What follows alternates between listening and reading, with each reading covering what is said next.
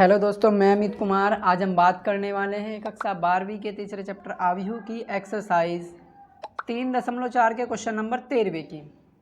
तो देखिए दोस्तों, इसमें हमें यहाँ पे ए मैट्रिक्स दिया गया है।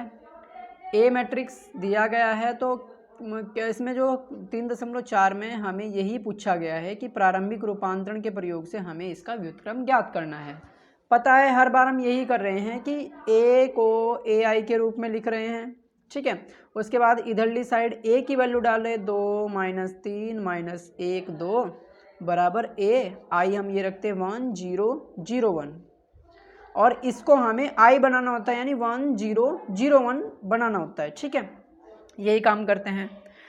सबसे पहले मैं आपको एक बात बता दूं, जो हम ये रो में ऑपरेशन लेके चल रहे हैं, ठीक है, कि R2 में पहले ऑपरेशन लगा रहे हैं। जरूरी नहीं है कि हम R2 में ही ऑपरेशन लगाए, पहले R1 में भी लगा सकते हैं, ठीक है। या फिर जरूरी नहीं कि रो में ही ऑपरेशन लगाए, कॉलम में भी लगा सकते हैं। कॉलम में लगा के भी इसको 1 0 0 1 कर सकते हैं, ठीक है। वो आप पे डिपेंड करता है कि आप कैसे करना चाहते हैं, ठीक है।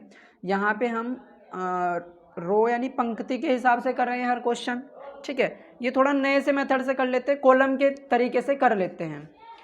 दूसरी बात एक हो रही है, क्योंकि हम सबसे पहले R2 में ही ऑपरेशन लगा रहे हैं, तो जरूरी नहीं कि R2 में ही ऑपरेशन लगाना कि इसे ही जीरो करना, पहले इसको भी जीरो कर सकते हैं, पहले हम R1 में भी ऑपरेशन लगा सकते हैं पहले, ठीक है। तो यहाँ पे जो हम क्वेश्चन करेंगे वो अब की बार थोड़ा चेंज करके करेंगे, कॉलम से करेंगे, ठीक है दोस्तों। रो से आप खुद करके देख सकते हो इसको, और फिर भी अगर नहीं होता आप कमेंट करके बता सकते हैं। तो चलिए, सबसे पहले हम करते क्या हैं, कॉलम में थोड़ा सा अजीब सा पड़ता है, इसलिए हम हर क्वेश्चन को रो के हिसाब से कर रहे हैं। देखिए, अब आप खुद ही बताओगे। सबसे पहले हमें करना क्या है, इसको 1 इसको 0 इसको 0 इसको 1 बनाना है, ठीक है। तो करना क्या है, सबसे पहले हमें इसको 0 बनाना है, -1 को, ठीक। ये हमारा कॉलम 1 है, C1 कहेंगे इसको। ये हमारा कॉलम 2 है, C2 कहेंगे इसको। अब हमें करना क्या है, अगर हमें -3 को 0 बनाना है, तो यानी सबसे पहली बात -3 को, क्योंकि कॉलम के हिसाब से चलेंगे तो इसकी हेल्प से बनना है, तो -3 2 की हेल्प से, इस वाले 2 की हेल्प से, ना कि इसकी 2 की हेल्प से। -3 को हम 2 की हेल्प से 0 बनाना चाहते हैं, तो कैसे कर सकते हैं, अगर मैं इसमें 2 से मल्टीप्लाई कर दूँ और इसमें 3 से मल्टीप्लाई कर दूँ और जोड़ दूँ, ठीक है। तो हमारा जो 2 या 6 माइनस का 6 प्लस 6 0 हो जाएगा, ठीक। ये तो क्लियर है। अब देखिए, यहाँ पे जो हमारा ये 2 है, ये 2 है, ये इस वाले 2 की बात हुई थी ना, ये C1 का एलिमेंट है, तो ये C1 का एलिमेंट है। जो -3 है ये वाला, ये हमारा C2 का एलिमेंट है, कॉलम दूसरे का।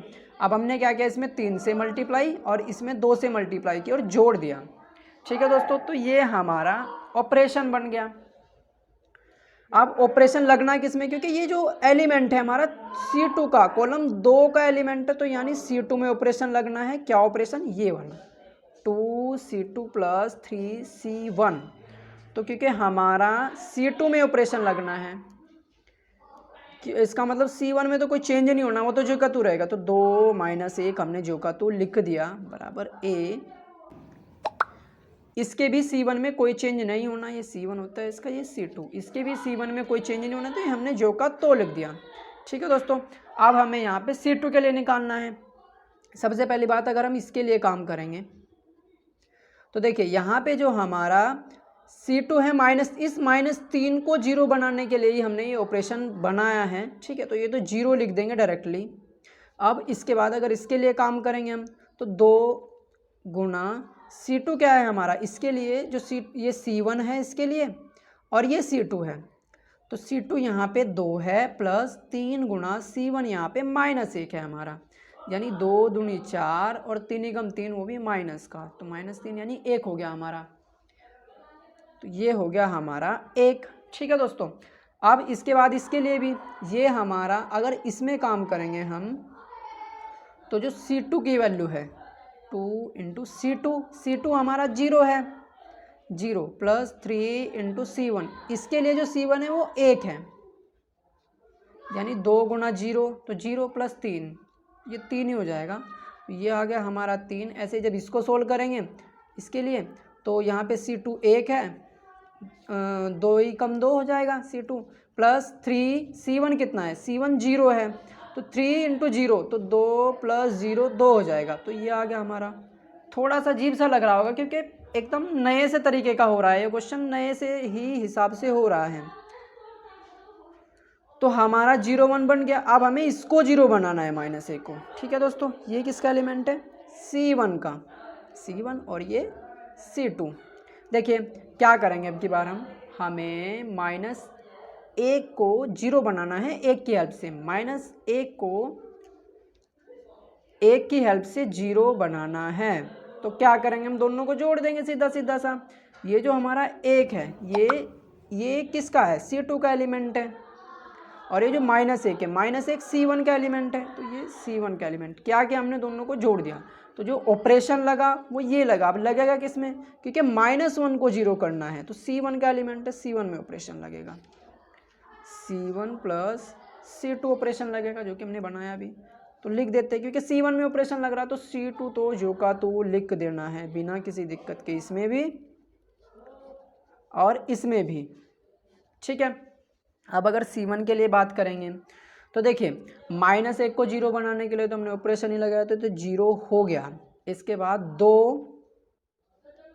+ 0, क्योंकि C1 यहाँ पे अगर इसके लिए काम करेंगे हम तो C1 2 है और C2 0 है, तो 2 + 0, 2 + 0 = 2 हो गया। तो यहाँ पे हमने 2 लिख दिया।